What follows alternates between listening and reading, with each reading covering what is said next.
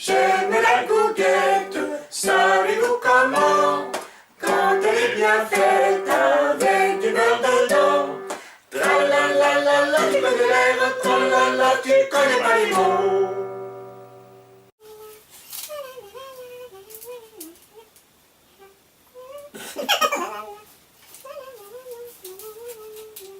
Il vient pas Père Stéphane nous raconter une histoire? Non, ce soir c'est moi qui raconte. Là, Stéphane est parti à Notre-Dame-des-Landes planter des tentes. Ah ouais? Oui. Et d'ailleurs, je vais vous raconter ce soir l'histoire de la table ronde des industriels.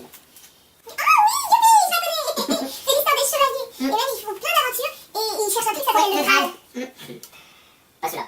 Ceux-là, ils sont plutôt capitaines de leur paquebot. Le Graal, ils en ont rien à cirer. Leur hobby, c'est les lobbies.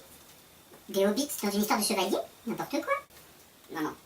Ces chevaliers s'entendent très bien avec les lobbies.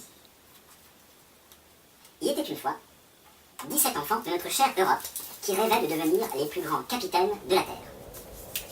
Ainsi, d'aventure en aventure, ils réussirent à diriger des immenses paquebots grands comme le monde, les transnationales.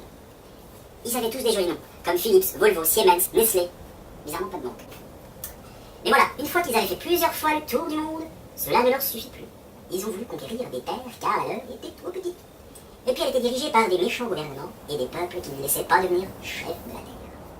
Alors, par la grâce de Zeus, ils sont montés dans les nuages voir les dieux de l'Europe. Et là est né un grand mythe. Voilà comment ça s'est passé. Nous sommes en 1983, quelque part dans un ciel bleu roi avec des petites étoiles. Des étoiles comme sur le drapeau américain? Exactement. À ma gauche, faut le dire vite, des dieux commissaires, les dieux de l'Europe. Agrippés aux plus hautes branches de la jungle démocratique, bien que respectueux de la souveraineté populaire, firent tout pour ne pas tomber. Ils trouvèrent royalement pragmatique, dixit Michel Rocard, l'idée d'une grande Europe gentille mais costaude. Alors ils ont fait naître l'Union Européenne. Ça a fait plein d'étoiles. C'était joli. Les gens étaient contents de se sentir faire partie d'une grande terre comme ça et d'avoir plein de nouveaux cousins de toutes sortes.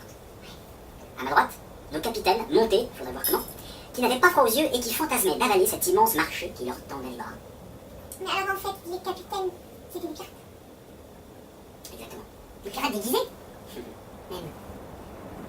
Mais il manquait quelqu'un pour faire le pont. Ce fut d'Avignon. Étienne de son petit nom. Un visionnaire, sans aucun doute, et pas le dernier pour un petit verre au Bilderberg. À la tienne, Étienne. Bien chargé de l'industrie de la Commission européenne, il organisa une table ronde en avril 1983, connue sous le nom de la Table ronde des industriels, regroupant 17 dirigeants industriels européens et 2 membres de la Commission lui-même et François-Xavier Ortoli, des finances. Vous vous demandez ce qu'ils ont fait, les chevaliers? Ah oui, les chevaliers. Les chevaliers d'Avignon. Ils n'ont pas fait qu'un pont. Un des plus beaux exemples d'amicale collaboration entre les lobbies et la Commission est le célèbre livre blanc de Jacques Delors. C'est vrai qu'un Delors, ça vous fout la joie. Et ça fait saliver les pirates. Ça pouvait pas mieux tomber. Résultat, un livre blanc sur la croissance, la compétitivité et l'emploi, qui deviendra la base de l'acte unique européen de 1986.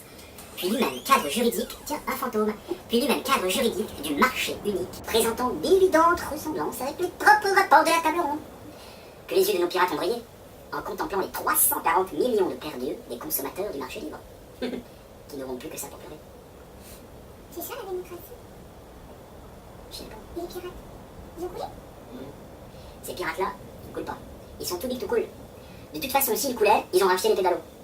En ce moment, ils ont mis le cap sur la course du marché transatlantique. Mais c'est quoi le marché transatlantique? Bah ça, c'est une histoire qui ne fait que commencer. C'est fini? Et oui, petit. Allez, on éteint la lumière, on donne le ballon. Et le père Stéphane reviendra quand il aura fini son œuvre.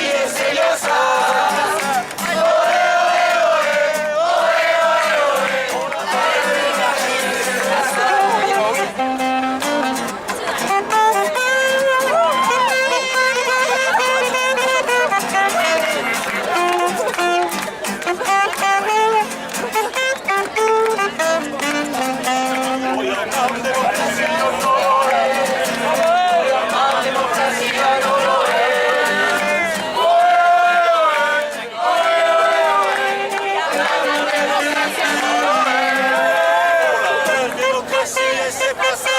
C'est pas ça! On l'appelle démocratie, et c'est pas